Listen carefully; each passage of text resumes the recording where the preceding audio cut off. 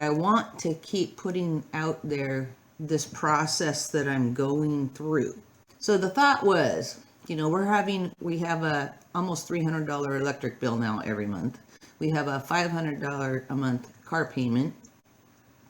Our mortgage payment went up by $130, and it's freaky. And I was really unable to appreciate my new rings because the $2,000 that they cost just weirds me out, that I'm wearing that on my fingers when I go out. It just bothers me. I go to Goodwill to buy clothes because they're cheap. They're inexpensive, I should say. Well, I'm sure they're cheap too, but they're inexpensive, and I feel like I can afford that, and I feel good about that. And I had this thought yesterday: if I ever lived the life that I wanted to live, if I ever allowed myself to get to that point where I'm living in a multi-million-dollar home or whatever, even my dream home has always been about 5,000 square feet. That was what I've always wanted. So this house doesn't even come close. This house is only 1,600 square feet, which, is way bigger than what I had before, but I always wanted 5,000 square feet. Well, if I had a 5,000 square foot home, then a normal electric bill would probably be higher than $300 a month. And that was what Nina was talking about, that stuff comes into people's lives and they can't hang on to it because they can't hold on to that energy. They can't hold on to that vibration. And I know I'm not using the right terms that she uses, but it makes sense. If I can't look at an electric bill at $300 a month and be okay with that, how could I ever live in a bigger house that's going to use up more electricity? Really? If I ever want that $30,000 ring that I fell in love with, if I can't manage putting $2,000 on my fingers and feeling okay with that, how am I ever going to wear $30,000 on my fingers? Really? If my husband wants whatever sports car it is he wants, or exotic car, he always talks about Lamborghinis, and I don't think a Tesla is an exotic, but they're not cheap compared to what we normally get. But how is he ever going to get that Tesla that he wants, that's 90,000 or more, if we can't even handle the payment on this car that was 30,000? He's driving around in my ring. That's funny. That's funny. He can manage, well, he's struggling with it, but he managed to buy himself the $30,000 car, and he's okay driving that, and I wasn't okay, and he wasn't okay with me wearing 30,000. That's funny. I never thought of that, but yeah, that's what that is. So what I am trying to say here is that I have to make space in myself and be okay with the higher price stuff. That's how I need to look at it. When the bills go up, instead of being upset that they've gone up, instead of being stressed out and how are we going to make it when they go up, I should look at it in a way of I should be very thankful that they're going up. I should be thankful that they're going to stretch my boundaries and teach me how to accept higher price stuff. If I want better things in my life, because I have such expensive taste, if I want to be able to own those expensive items, I have to make room in myself to be able to hold those expensive items without weirding out on myself. That just makes so much sense.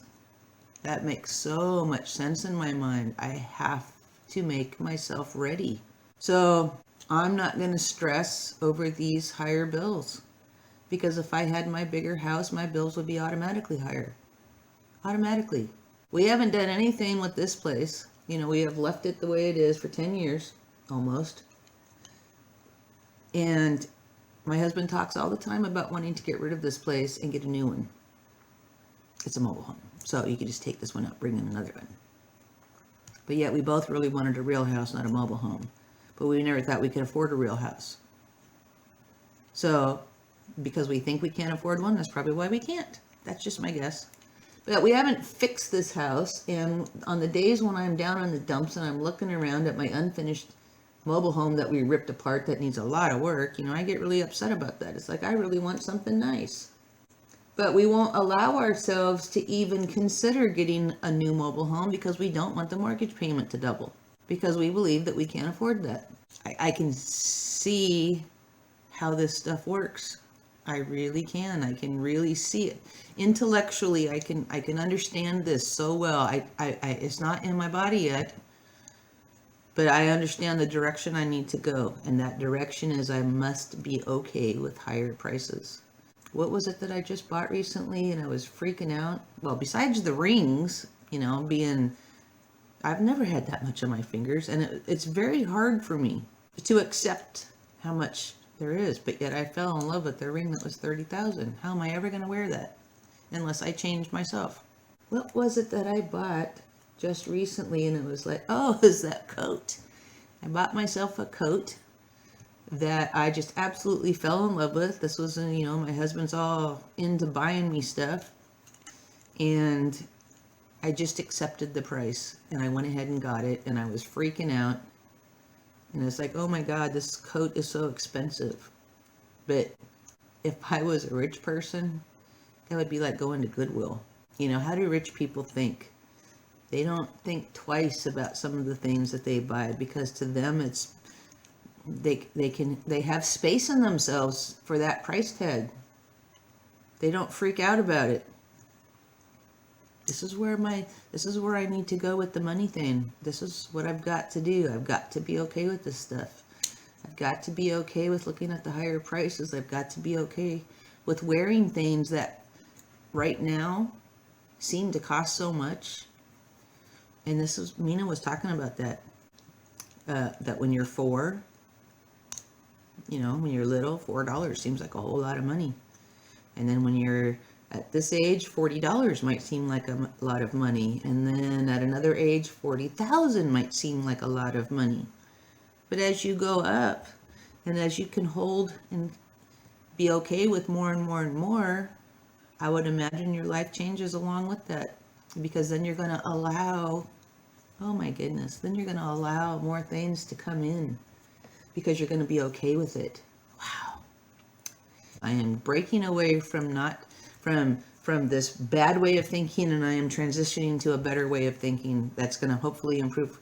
Well, I have to tell myself it's going to improve my life because I'm going to be changing. So I need to show the progression. That is what my channel is about.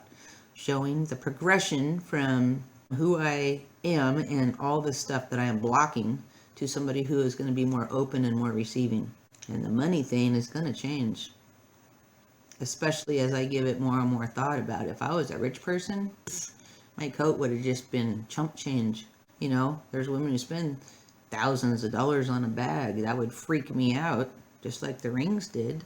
Once you wrap your mind around it, that it's okay to spend that much on something, I bet you can have it faster. I bet you can have it. That's probably one of those really big blocks. I want things.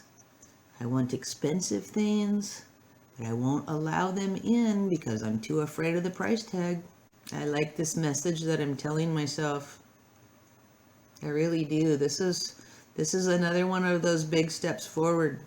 This is going to be another quantum leap. To start looking at the prices of stuff and start telling myself that the price means nothing,